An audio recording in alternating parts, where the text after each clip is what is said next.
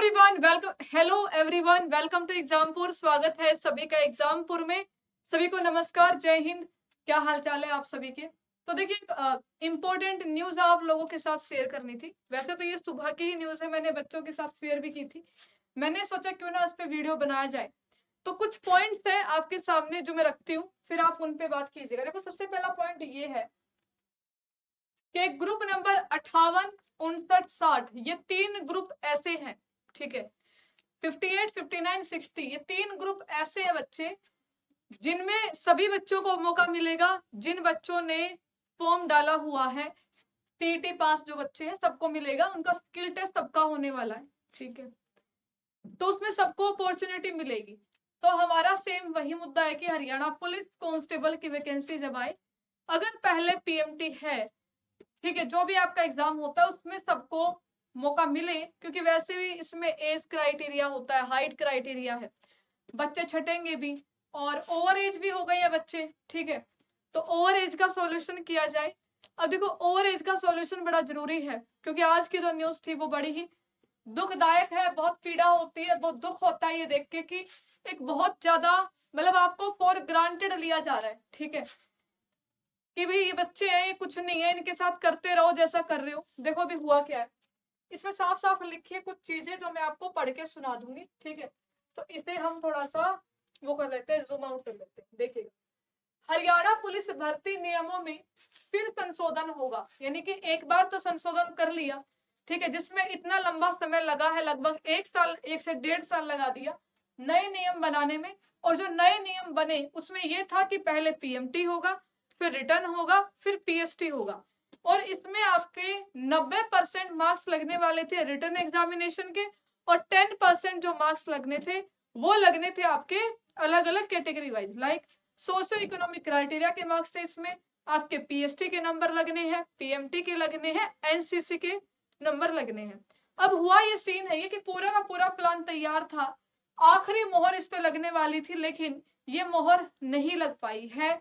उसका कारण क्या है देखिएगा, इसका कारण यही बताया गया है कि जब ये पूरा का पूरा प्रस्ताव आगे भेजा गया, ठीक है भाई, तो लिखा है कि 27 नवंबर को होने वाली मंत्रिमंडल की बैठक में, ठीक है भाई, इन नियमों को मंजूरी नहीं मिल पाएगी। कल जो बैठक होगी, ठीक है, उसमें इनको मंजूरी नहीं मिलेगी, रिजेक्ट कर दिए जाएंगे। इसका कारण ये है कि लिखा हुआ है कि बाद में सर्कुलेशन के जरिए मंत्रियों से हस्ताक्षर करवाकर मंजूरी ली जा सकती है और उसके बाद इसको आगे बढ़ाया जाएगा। उसका कारण ये है कि ये दलील दी गई है, फिलहाल ये कहा गया है कि यहाँ पर लिखा हुआ, मैं आपको थोड़ा पढ़ के सुना देती हूँ, आपको अच्छा लगेगा।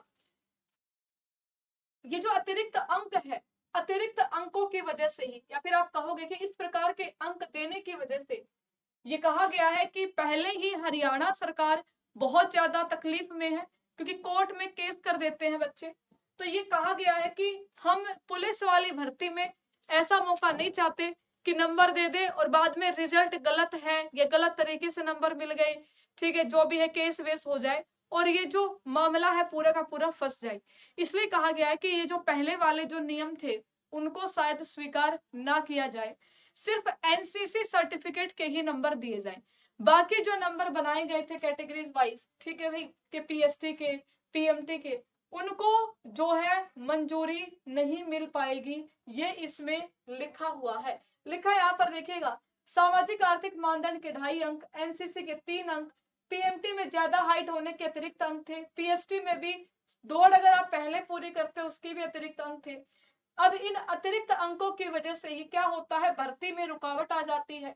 तो आयोग के पास जब संशोधित नियमों का प्रस्ताव सहमति के लिए भेजा था, आयोग ने मत दिया था कि भर्ती प्रक्रिया में सबसे पहले पीएमटी हो, उसके बाद नॉलेज टेस्ट हो और फिर आपका पीएसटी हो, ठीक है। लेकिन अब जैसे इसकी प्रक्रिया आगे बढ़ी है, तो जो हालात है उन्हें देखते हुए ये कहा गया है कि शायद फिर से नए नियम, यानी कि इन नए नियमों में भी संशोधन करना पड़े। हो सकता है, लिखा हुआ है इसमें कि ये जो आपके अंक है एनसीसी के अंक को छोड़ के बाकी सारे के सारे अंक इसमें हटाए जा सकते हैं। हो सकता है कि आपका पेपर 97 मार्क्स का हो, यानी कि अभी भी ये आपका फाइनल नहीं हो पाया है। और 27 नवंबर यानी कि कल क्या रहेगा, कल पूरा का पूरा क्या मामला रहता है, क्या अपडेट आती है, वो भी देखने लायक होगी। लेकिन अगर अभी भी इनको मंजूरी नहीं मिलती है, ठीक है, लिखा इसमें 1 साल से नियम संशोधित नहीं हो सके हैं, पता नहीं कितना समय लगेगा। आपके संशोधन के चक्कर में बच्चों का संशोधन हुआ जा रहा है, बच्चे जो है यहाँ पर ओवरेज हुए जा रहे हैं, बच्चों का बहुत ज्यादा नुकसान है। तो जो बच्चे सीईटी पास है उन सभी को यहाँ पर मौका दिया जाना चाहिए, चाहे उनकी एज ओवरेज क्यों ना हो जाए, उनकी एज लगे सीईटी के नोटिफिकेशन के हिसाब से, उनको ये मौका मिलना चाहिए। तो ये छोटी सी न्यूज थी।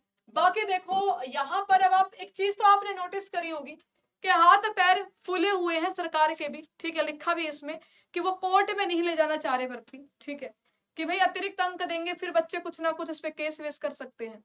तो इस बार बच्चों को मौका ही नहीं देने का कि बच्चे कुछ केस कर पाए, ऐसा कुछ सीन भी आप देख सकते हो जिससे कि भर्ती पूरी हो जाए, है ना, भी पेपर लेने के बाद में दोबारा से रुकावट ना आए। तो इसको हम एक पॉजिटिव एस्पेक्ट में भी देख सकते हैं। बाकी आप लोगों के विचार क्या है इसमें, आप लोग कमेंट करके बताना। पेपर तो आपका होना ही है, 2 महीने लेट हो 3 महीने लेट हो बस ये लगा लीजिए, लेकिन हाँ एग्जाम तो होगा ही होगा। और जब ये नियम आपके पास हो जाएंगे, नोटिफिकेशन आ जाएगा, उसके बाद आपको बिल्कुल समय नहीं मिलने वाला। तो आप सभी अपनी तैयारी को भी थोड़ा सा बेटा अच्छे से शुरू कर दीजिएगा। फाउंडेशन बैच भी है आप सभी के लिए। वैसे भी अगर आपको बात करनी है, जरूरत है, तो आप सभी व्हाट्सएप पे मैसेज करके इंक्वायरी कर सकते हैं, ठीक है। बैच ज्वाइन करने के लिए 8920100937 पे व्हाट्सएप मैसेज करना।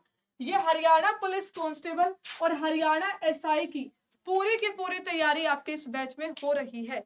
बाकी मैंने आपको अपडेट बताई दी क्या क्या चल रहा है, ठीक है। कल देखते हैं क्या होता है, उसके बाद और चीजें क्लियर हो जाएंगी, ठीक है। तो इसमें देरी नहीं करने का विचार है क्योंकि ऑलरेडी इतनी देरी हो रखी है। तो बाकी देखते हैं कि क्या रहेगा।